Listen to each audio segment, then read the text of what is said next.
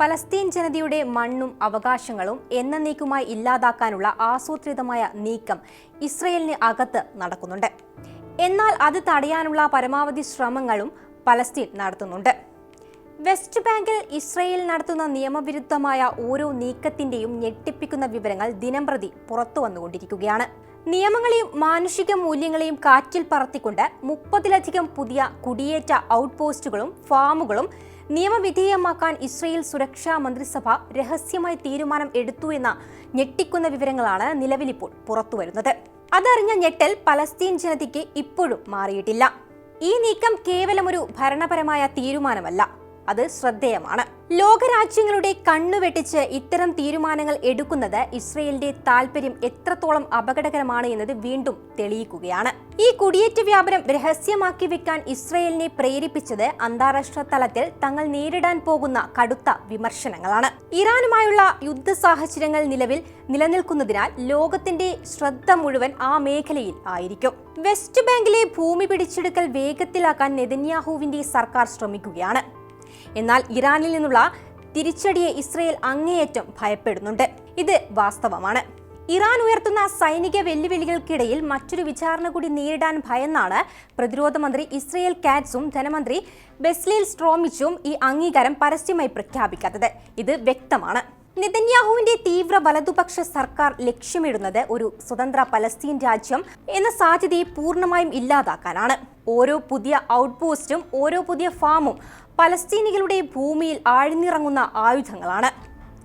ഇസ്രയേലിലെ നിയമപ്രകാരം മുൻപ് അനധികൃതം എന്ന് കണക്കാക്കിയിരുന്ന ഈ കേന്ദ്രങ്ങളെ ഇപ്പോൾ നിയമവിധേയമാക്കുന്നതിലൂടെ ആക്രമികളായ കുടിയേറ്റക്കാർക്ക് സർക്കാർ പരസ്യമായ പിന്തുണ നൽകുകയാണ് ചെയ്യുന്നത്. ഇത് പലസ്തീൻ ജനതയെ സ്വന്തം മണ്ണിൽ അഭയാർത്ഥികളാക്കി മാറ്റുന്ന ക്രൂരമായ നടപടിയാണ്. കുടിയേറ്റക്കാരുടെ ഭാഗത്തു നിന്നുണ്ടാകുന്ന അതിക്രമങ്ങൾ വർദ്ധിച്ചുകൊണ്ടിരിക്കുകയാണ്. ഇറാനുമായുള്ള സംഘർഷം ഒരു മറയാക്കി പലസ്തീൻ ഗ്രാമങ്ങൾക്ക് നേരെ സായുധരായ കുടിയേറ്റക്കാർ ആക്രമണം അഴിച്ചുവിടുകയാണ്. ഇവരെ തടയുന്നതിന് പകരം അവർ സ്ഥാപിച്ച അനധികൃത കെട്ടിടങ്ങളിലേക്ക് വൈദ്യുതിയും ജലവും എത്തിക്കാനാണ് ഇസ്രയേൽ സർക്കാർ മുൻഗണന നൽകുന്നത്. ഈ നടപടി ആക്രമികൾക്ക് നൽകുന്ന പ്രോത്സാഹനമാണ്. ഇത് പലസ്തീൻ ജനതയുടെ ജീവിതം തകർക്കുകയും അവരെ നാടുകടത്താൻ പ്രേരിപ്പിക്കുകയും ചെയ്യുന്നു. UN പ്രമേയങ്ങളെ വെല്ലുവിളിച്ചുകൊണ്ട് ഇസ്രയേൽ നടത്തുന്ന പ്രവർത്തനങ്ങൾ ലോക സമാധാനത്തിന് ഭീഷണിയാണ്. സമാധാന ചർച്ചകളെക്കുറിച്ചും അവ പരിഹരിക്കുന്നതിനെക്കുറിച്ചും വാതോരാതെ സംസാരിക്കുമ്പോഴും പലസ്തീൻ ഭൂമി വിഴുങ്ങുന്ന ഇസ്രയേലിന്റെ ഇരട്ടത്താപ്പ് ഈ രഹസ്യ തീരുമാനത്തിലൂടെ ഒരിക്കൽ കൂടി വെളിപ്പെട്ടിരിക്കുകയാണ്. അതേസമയം US-ഉം ഇസ്രായേലും ചേർന്ന് ഇറാനെതിരെ ആരംഭിച്ച യുദ്ധം ആഴ്ചകൾ പിന്നിടുമ്പോഴും രൂക്ഷമായി തുടരുകയാണ്. യുദ്ധം എന്ന് അവസാനിക്കും എന്നതിൽ യാതൊരു നിശ്ചയവുമില്ല. ഫെബ്രുവരി 28 രാവിലെ ഇറാന്റെ പരമോന്നത നേതാവ് ആയത്തുള്ള അലി ഖമനേയി തന്റെ ഉന്നത ഉദ്യോഗസ്ഥരുമായി കൂടിക്കാഴ്ച നടത്തുന്നുണ്ട് എന്ന പുതിയ രഹസ്യാന്വേഷണ വിവരത്തെ തുടർന്നാണ് ഇറാൻ ഭരണകൂടത്തിന്റെ ഉന്നത നേതൃത്വത്തെ ഒറ്റയടിക്ക് ഇല്ലാതാക്കാമെന്ന പ്രതീക്ഷയിൽ അമേരിക്കയും ഇസ്രായേലും ആക്രമണ പദ്ധതികൾ ആസൂത്രണം ചെയ്തത്. ഇത് വിജയിക്കുന്നതിലൂടെ ഇറാന്റെ താഴെത്തട്ടിലുള്ള നേതാക്കളെ ഉപയോഗിച്ച് ഒരു US സൗഹൃദ യോഗത്തിന് തുടക്കം കുറിക്കാമെന്നായിരുന്നു പ്രതീക്ഷ. ആദ്യ ആക്രമണത്തിൽ തന്നെ ഖമനേയെയും ഉന്നത സഹായികളെയും കൊല്ലുന്നതിൽ US-ഉം ഇസ്രായേലും വിജയിച്ചു. ഇറാനെ നയിക്കാൻ സാധ്യതയുള്ളവരെല്ലാം തുടച്ചു നീക്കപ്പെട്ടു എന്ന് പ്രതീക്ഷിച്ചിരുന്നെങ്കിലും മറ്റൊരു നേതൃത്വം അവിടെ ഉയർന്നു വരികയായിരുന്നു. പലസ്തീൻ അതോറിറ്റി ഇസ്രയേൽ നടത്തുന്ന ഈ നീക്കത്തെ അപകടകരമായ വർധനവ് എന്ന് വിശേഷിപ്പിച്ചു. പ്രത്യേകിച്ച് അമേരിക്കയുടെ ഇടപെടൽ അവർ ആവശ്യപ്പെട്ടിട്ടുണ്ടെങ്കിലും കാര്യമായ മാറ്റങ്ങളൊന്നും സംഭവിക്കുന്നില്ല.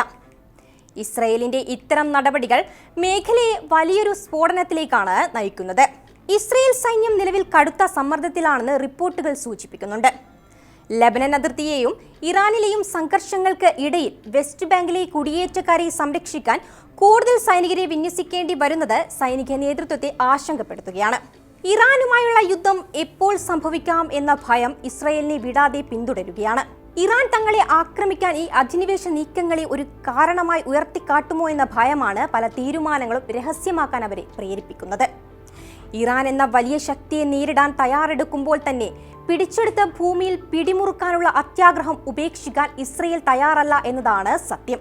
ഇസ്രയേലി വ്യോമസേന ടെഹ്റാനിലും ഇറാനിലും ഉടനീളം ശക്തമായ ആക്രമണങ്ങൾ നടത്തുകയാണ്. എന്നാൽ ഭരണകൂടത്തെ താഴെയിറക്കി ഇറാനിയൻ ജനതയ്ക്ക് മാത്രമേ ഈ സംഘർഷം അവസാനിപ്പിക്കാൻ കഴിയുകയുള്ളൂ.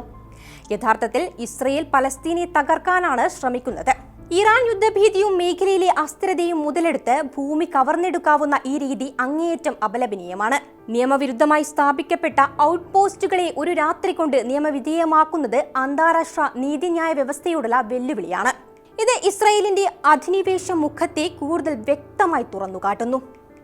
ചുരുക്കത്തിൽ വെസ്റ്റ് ബാങ്കിൽ ഇസ്രായേൽ നടത്തിക്കൊണ്ടിരിക്കുന്നത് ഒരു നിശബ്ദ യുദ്ധമാണ്. ആയുധങ്ങൾ കൊണ്ട് കുടിയേറ്റ കേന്ദ്രങ്ങൾ വഴി അവർ പലസ്തീൻ ഭൂപടത്തെ മായ്ച്ചു കളയുകയാണ്. ഈ രഹസ്യ നീക്കങ്ങൾ ലോകം ഗൗരവത്തോടെ കാണേണ്ടതുണ്ട്. നീതി നിഷേധിക്കപ്പെട്ട ഒരു ജനതയുടെ രോദനം ലോക മനസാക്ഷിയെ ഉണർത്തേണ്ട സമയം അതിക്രമിച്ചു. പലസ്തീൻ മണ്ണ് പലസ്തീനികൾക്ക് അവകാശപ്പെട്ടതാണ്. അത് ആർക്കും ഇല്ലാതാക്കാൻ സാധിക്കില്ല.